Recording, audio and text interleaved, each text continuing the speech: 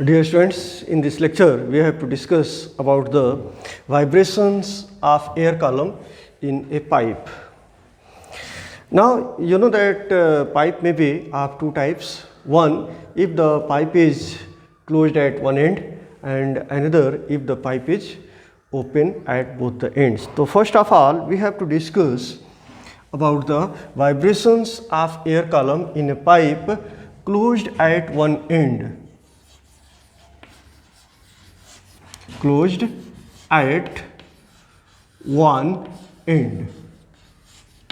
तो हम यहाँ पे ऐसे पाइप में वाइब्रेशंस का डिस्कशन करेंगे जो पाइप एक एंड से क्लोज है और एक एंड से ओपन है.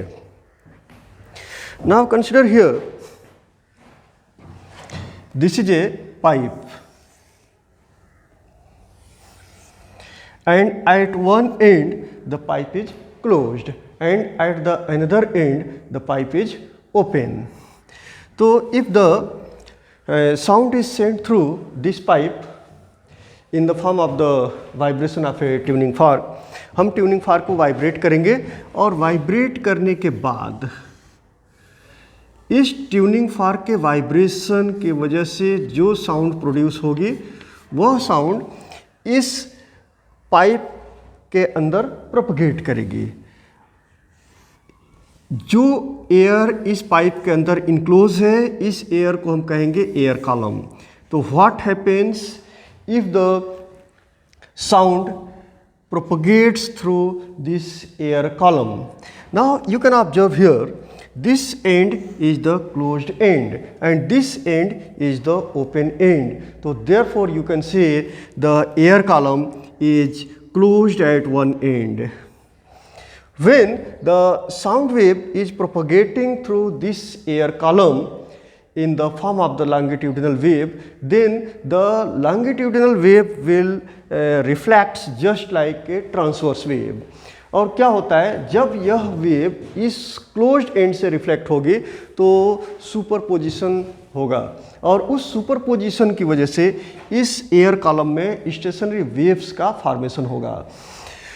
तो now in by using the various boundary condition हम यहाँ पे बाउंड्री कंडीशन अप्लाई करेंगे.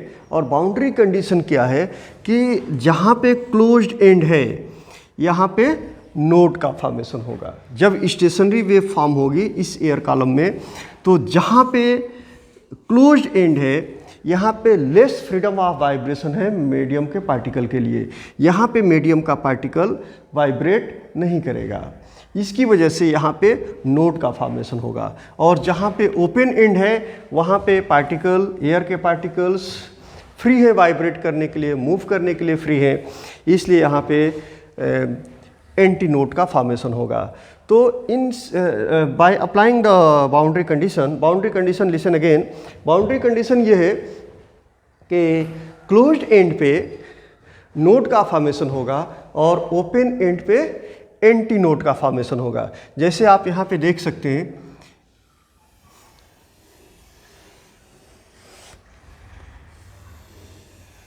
ये स्टेशनरी वेव का फॉर्मेशन हुआ है. स्टेशनरी वेव तो जहाँ पे क्लोज्ड एंड है यहाँ पे क्या बनेगा नोड बनेगा और ओपन एंड पे एंटी नोड बनेगा. तो सिंपलेस्ट केस क्या हो सकता है in simplest mode of vibration कम से कम ये हो सकता है कि यहाँ पे नोड बनेगा तो यहाँ पे नेक्स्ट कमिंग जो एंटी नोड है ये बनेगा. Means in the simplest mode of vibration the lowest possible frequency of vibration of the air column the lowest frequency of air column will be due to the formation of this type of stationary wave. अब दूसरी बात हम करते हैं कि अगर ऐसा भी पॉसिबल है by applying the boundary condition this is also possible. और वो पॉसिबिलिटी ये है कि नोड का फॉर्मेशन क्लोज्ड एंड पे तो होगा ही होगा लेकिन ओपन एंड पे एंटी नोड बनने ही वाला है इसलिए कि वहाँ more freedom of vibration of the particle है. और इसके बीच में क्या होगा एक नोड और बन जाएगा. This is also possible. तो therefore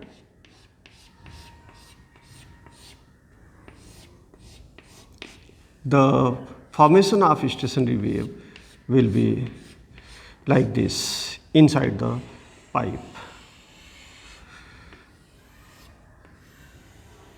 Now it is also possible that node will be at the closed end and antinode at the open end. तो ये भी हो सकता है कि नोड यहाँ पे बनेगा और ये एंटीनोड यहाँ पे बनेगा, तो ये भी पॉसिबिलिटी है.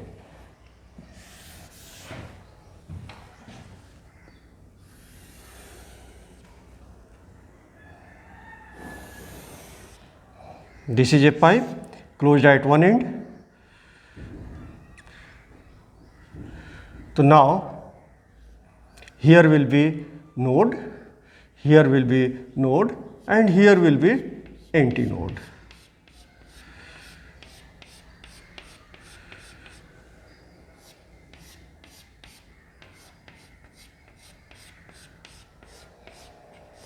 This is also possible. Now if this is possible, तो therefore if length of the air column, ये पाइप की लंबाई कितनी है, L है. सपोज दैट पाइप की लंबाई L है और एयर कॉलम की लंबाई है L. तो therefore L is equal to, this is a node and this is a antinode. तो distance between consecutive nodes and antinodes is equal to lambda by 4. तो therefore you can say L is equal to lambda by 4. यहाँ पे L क्या है, length of the air column है और length of the pipe है small l. And you know that by applying the end correction, you know that the antinode is not formed just at the boundary of the pipe, but little distance beyond the boundary of the pipe, and that little distance is known as end correction. And if the diameter of the pipe, inner diameter of the pipe is small d, so therefore end correction will be 0.3d, और उसको हम बोलते हैं and correction को बोलते हैं this is equal to 0.3d. तो therefore length of the air column L will be equal to L plus E. अब यहाँ पे भी लेंथ ऑफ एयर कॉलम उतना ही है, लेकिन इसमें क्या हो रहा है कि यहाँ पे नोड बना, फिर यहाँ एंटी नोड बना, लेकिन इसके बीच में एक और नोड बन रहा है. तो therefore the vibration of the air column in this mode will be having the different frequency and different wavelength. Now wavelength of vibration of the air column in this mode is lambda 1. So therefore L is equal to 3 lambda 1 by 4. ये कहाँ से मिला आप यहाँ देख सकते हैं. Now this is a stationary wave. ये स्टेशनरी वेव है. तो ये नोड है, this is a node, this is a node, this is also node, node, and this is a node. This is a anti node, this is anti node, this is anti node, and this is anti node. तो एक loop की लंबाई कितनी होगी? एक loop की लंबाई होगी, मतलब नोड से नोड के बीच का डिस्टेंस कितना होगा? नोड से नोड के बीच का डिस्टेंस होगा लैम्ब्डा बाई 2. और नोड से एंटी नोड्स के बीच का डिस्टेंस कितना होगा? ये होगा लैम्ब्डा बाई 4. तो यहाँ पे वेवलेंथ हमने कितना लिया? लैम्ब्डा 1 लिया, इसलिए कि यहाँ पे फ्रीक्वेंसी चेंज होगी. ये next higher mode of vibration में हो रहा है, तो यहाँ पे फ्रीक्वेंसी क्या होगी? चेंज होगी. जब फ्रीक्वेंसी चेंज होगी तो वेवलेंथ भी चेंज होगा. तो पहले हमने फ्रीक्वेंसी लिया था n, यहाँ वेवलेंथ हो गया लैम्ब्डा, यहाँ पे फ्रीक्वेंसी n1 हो जाएगी और यहाँ पे वेवलेंथ हो जाएगा लैम्ब्डा 1. तो देयरफॉर हम यहाँ पे लैम्ब्डा 1 अगर लिखते हैं तो हमको ये लेंथ कितना मिलेगा? Length of the air column, तो ये हो जाएगा lambda 1 by 2 plus lambda 1 by 4, LCM हो गया 4, and this will be 2 lambda 1 plus lambda 1, this is equal to 3 lambda 1 by 4. मतलब ये जो एयर कॉलम की लंबाई होगी कितनी होगी? 3 लैम्ब्डा 1 बाई 4. अब ये next higher mode of vibration की बात हम करते हैं. तो यहाँ पे length of the air column तो उतना ही है, सेम है, लेकिन यहाँ पे फ्रीक्वेंसी ऑफ वाइब्रेशन हो जाएगी n2 और वेवलेंथ ऑफ वाइब्रेशन हो जाएगा λ2। अब आप यहाँ देख रहे हैं कि एक लूप, दो लूप और आधा लूप। तो एक लूप की लंबाई कितनी होगी? एक लूप की लंबाई होगी λ/2, लेकिन यहाँ पे वेवलेंथ ऑफ वाइब्रेशन λ2 है, इसलिए हम लिखेंगे λ2। और इस तरह के कितने लूप्स बन रहे हैं? दो लूप्स बन रहे हैं, तो इसको मल्टीप्लाई कर लीजिए 2 से। तो दो लूप्स की लंबाई हो गई, और आधे लूप की लंबाई कितनी होगी? आधे लूप की लंबाई होगी λ2/4, that is the distance between node and anti node. तो ये कितना हो जाएगा? This will be λ2 plus λ2/4। यहाँ भी एलसीएम आ गया 4, तो this will be 4 λ2 plus λ2, this will be 5 λ2/4। तो therefore in this mode of vibration L is equal to 5 λ2/4. Okay.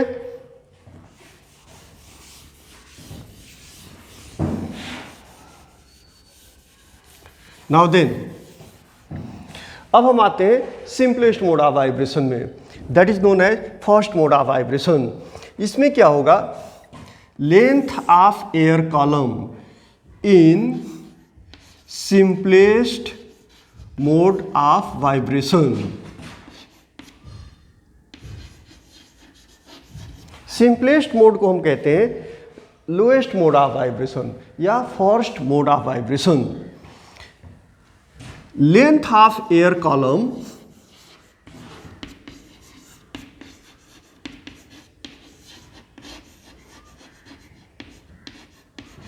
Length of air column कितना है?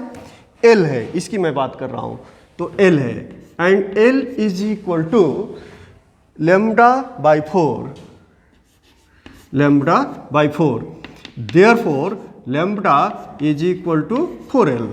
ओके, लैम्बडा कितना मिल गया? 4L। तो देयरफॉर वेलोसिटी कितना होता है? v is equal to n lambda, and therefore this is equal to n into lambda कितना है? 4L। तो therefore v is equal to n into 4L।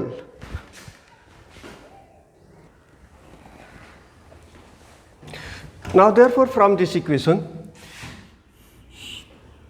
n is equal to v upon 4L, and this is the lowest possible frequency of vibration in the air column if the air column is closed at one end. Now you know that by applying the end correction, अगर हम यहाँ पे end correction apply कर देते हैं तो this will be equal to v upon 4 into L, and L is equal to L plus 0.3d भी लिख सकते हैं और L प्लस E भी लिख सकते हैं, where E is equal to 0.3d।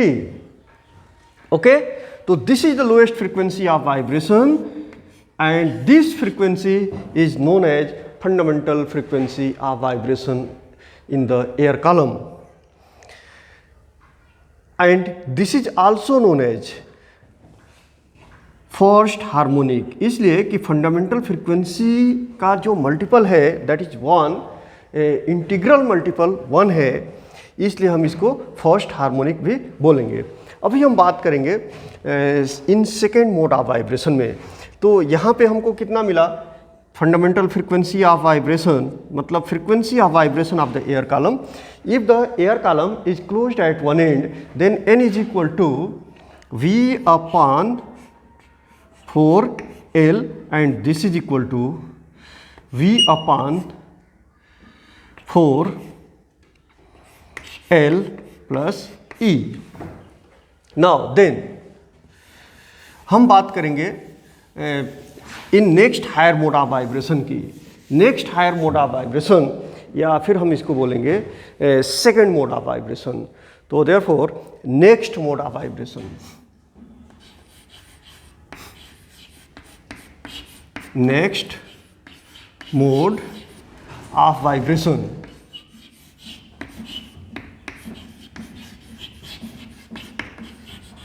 Next mode of vibration of air column.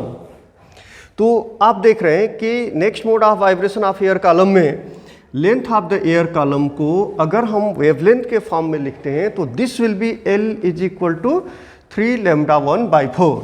तो therefore L is equal to 3 lambda 1 by 4। अब हम इसको लैम्डा 1 के फॉर्म में लिख लेंगे तो लैम्डा 1 मिल जाएगा, this will be equal to lambda 1 is equal to 4L by 3। अब यहाँ पे हमने पहले लिया था लैम्डा और यहाँ पे ले लिया लैम्डा 1। ऐसा क्यों किया? इसलिए कि जब मोड ऑफ वाइब्रेशन चेंज होगा, इसलिए कि हमने पहले ही कहा कि जब पाइप एक एंड से क्लोज है दूसरे एंड से ओपन है तो क्लोज एंड पे नोट का फॉर्मेशन होगा, ओपन एंड पे एंटी नोट का फॉर्मेशन होगा। और there are different possible frequencies of vibration of the air column। उसमें से जो लोएस्ट फ्रीक्वेंसी होगी वह इस मोड में होगी, उसके हायर फ्रीक्वेंसी इस मोड में होगी और उससे हायर फ्रीक्वेंसी जो मिलेगी वह इस मोड में मिलेगी। इस तरह से हम द पॉसिबल फ्रीक्वेंसीज को फाइंड आउट कर सकते हैं इस एक्सप्रेशन से। तो अब हम बात कर रहे हैं यहाँ पे next higher mode of vibration में। तो therefore lambda 1 is equal to 4L upon 3। तो therefore velocity is equal to n lambda, v is equal to n lambda. और यहाँ पे n क्या हो जाएगा? n1 होगा और लैम्डा 1 होगा। लेकिन आप यहाँ देख रहे हैं कि हम वेलोसिटी को v1 v2 नहीं कर रहे हैं। ऐसा क्यों नहीं कर रहे हैं? इसलिए कि वेलोसिटी ऑफ साउंड जो है वह तो कांस्टेंट रहेगा, मीडियम वही है, वेलोसिटी ऑफ साउंड यहाँ पे कांस्टेंट रहेगा। तो now therefore you can write n1 is equal to v upon lambda 1। तो therefore n1 is equal to v upon lambda 1 और लैम्डा 1 कितना है? 4L upon 3। तो therefore v upon 4L upon 3 this will be equal to 3v upon 4L। Okay, तो therefore n1 you can write this is equal to n1 is equal to 3v upon 4L and by applying the end correction because this is the length of the air column, ये air column का length है, तो pipe के length के form में हम कैसे लिखेंगे? तो 3v upon 4L plus E। L क्या है? लेंथ ऑफ द पाइप है और E क्या है? एंड करेक्शन है। तो this is also equal to, अगर हम पहले इक्वेशन से कंपेयर करते हैं तो पहला इक्वेशन क्या है? n is equal to v upon 4L, v upon 4L, v upon 4L is equal to n। तो therefore 3v upon 4L is equal to 3n, this is equal to 3n। This is equation number 2। तो this is the frequency in the next higher mode of vibration and you can say this is the third harmonic. Third क्यों बोलेंगे? इसलिए कि n का जो integral multiple है वो 3 है, इसलिए हम इसको बोलेंगे third harmonic. But this is first overtone. Okay, this is a fundamental frequency of vibration that is also called first harmonic. This is the frequency in the next higher mode of vibration and this is the third harmonic but first overtone। तो equation यहाँ लिखते हैं, in this mode of vibration n1 is equal to 3v upon 4L and this is equal to 3n। तो ये हमने लिखा था equation number 1 और ये हो गया इक्वेशन नंबर 2। तो अब हम बात करते हैं in next higher mode of vibration, इसको हम बोल सकते हैं थर्ड मोड ऑफ वाइब्रेशन। तो थर्ड मोड ऑफ वाइब्रेशन में क्या होगा? Length of air column is equal to 5 lambda 2 by 4। तो therefore length of air column is equal to 5 lambda 2 upon 4. तो therefore lambda 2 is equal to, by cross multiplication you can write 4L upon 5. Okay, 4L upon 5. In terms of end correction हम इसको लिख सकते हैं 4L plus E upon 5. तो therefore the velocity V is equal to n2 lambda 2. अब यहाँ पे भी हमने चेंज किया इसलिए कि हायर मोड ऑफ वाइब्रेशन जैसे आते जाएंगे, मोड ऑफ वाइब्रेशन चेंज होते जाएगा, फ्रीक्वेंसी ऑफ वाइब्रेशन चेंज होगा और वेवलेंथ ऑफ वाइब्रेशन भी चेंज होगा, इसलिए हमने यहाँ पे n2 लिया और लैम्ब्डा 2 लिया. तो therefore n2 is equal to v upon lambda 2 and this will be equal to lambda 2 की वैल्यू हम यहाँ पे रख देंगे तो v upon 4L upon 5 and this will be equal to 5V upon 4L. तो अगर प्रीवियस इक्वेशन से हम कंपेयर करते हैं तो ये कितना मिल जाएगा, V upon 4L is equal to n, that is a fundamental frequency of vibration, and this will be equal to 5n. It may be also written as this is equal to 5V upon 4L, L is equal to L plus E and this is equal to 5n. ये कौन सा equation हो गया, third equation हो गया. तो now here you can say in this mode of vibration frequency is the fundamental frequency, that is V upon 4L, and this is also called first harmonic. In this next higher mode of vibration, this is a possible after this vibration, and n1 is equal to 3V upon 4L, that is equal to 3n, and this is known as third harmonic and first overtone. In this mode of vibration, frequency of vibration n2 is equal to 5V upon 4L. This is equal to 5n. This is known as fifth harmonic and second overtone. So in case the pipe is closed at one end and open at another end, therefore the frequencies of vibrations obtained here are n और क्या मिलेगा 3n, okay, 3n और क्या मिलेगा 5n, इसके बाद क्या मिलना चाहिए 7n and then 9n. मतलब 8 harmonics are present here. In this way a number of vibrations you can obtain in this mode of vibration, in this case if the pipe is closed at one end. But it is very clear the pipe is closed at one end, then only odd harmonics are present, even harmonics are not present.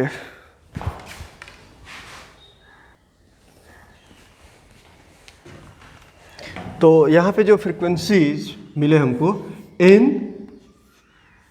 3n, 5n, 7n और इस तरह से आगे अगर हम calculate करते हैं तो 9n, मतलब सिर्फ 8 हार्मोनिक्स हमको मिलेंगे. तो यहाँ हम बात करते हैं कि पर्टिकुलर ओवरटोन की फ्रीक्वेंसी फंडामेंटल फ्रीक्वेंसी के टर्म्स में क्या होगी. जैसे मान लीजिए कि यहाँ पे इसको हम बोलेंगे first harmonic, this is third harmonic, this is fifth harmonic, this is seventh harmonic, ninth harmonic, but this is first overtone, this is a second overtone, this is a third overtone. तो बात करते हैं first overtone की. तो first overtone में जो frequency हमको मिल रही है वह कितनी मिल रही है 2 into fundamental frequency of vibration 2 into number of overtone. यहाँ कौन सा ओवरटोन है, पहला ओवरटोन है, तो 2 इंटू 1. अगर इसमें हम 1 को ऐड कर देते हैं और फंडामेंटल फ्रीक्वेंसी से मल्टीप्लाई कर देते हैं तो आप यहाँ देखेंगे 2 + 1 दैट इज 3n मिल गया. ऐसे अगर हम सेकेंड ओवरटोन की बात करते हैं तो सेकेंड ओवरटोन में हमको जो फ्रीक्वेंसी मिलती है वो कैसे हम इसको एडजस्ट कर सकते हैं. तो 2, ये कौन सा ओवरटोन है, सेकेंड ओवरटोन है, तो 2 इंटू 2 + 1 और इसको फंडामेंटल फ्रीक्वेंसी से मल्टीप्लाई करेंगे तो 4 + 1 दैट इज 5n, यहाँ 5n मिल गया। अब ये कौन सा ओवरटोन है? थर्ड ओवरटोन है।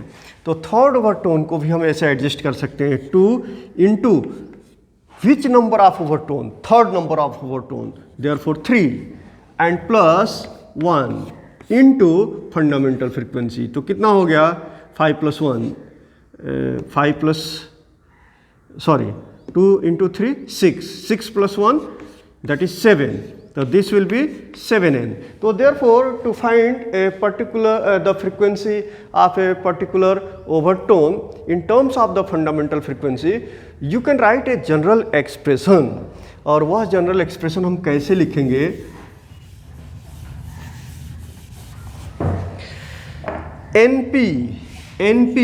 NP क्या एक्सप्रेस करता है? NP means the frequency of pth overtone. कौन सा overtone? Pth overtone. This is equal to 2p + 1 into n। अब इससे आप कंपेयर कर सकते हो, जिसे पहले ओवरटोन की बात अगर हम करते हैं तो p के जगह पे 1 लिखने का, तो 2 इंटू 1 2 + 1 3n। अगर दूसरे ओवरटोन की बात करते हैं तो 2 इंटू 2 4 4 + 1 5n। तीसरे ओवरटोन की बात करते हैं तो 3 इंटू 2 + 1 दैट इज 7n। चौथे ओवरटोन की बात करते हैं तो 2 इंटू 4 + 1 दैट इज 9n। तो in this way you can find the frequency in a particular for a particular number of overtone. And it is very clear, if a pipe is closed at one end, then only odd harmonics are present, not even harmonics. Now the next content will be in the next lecture. Thank you.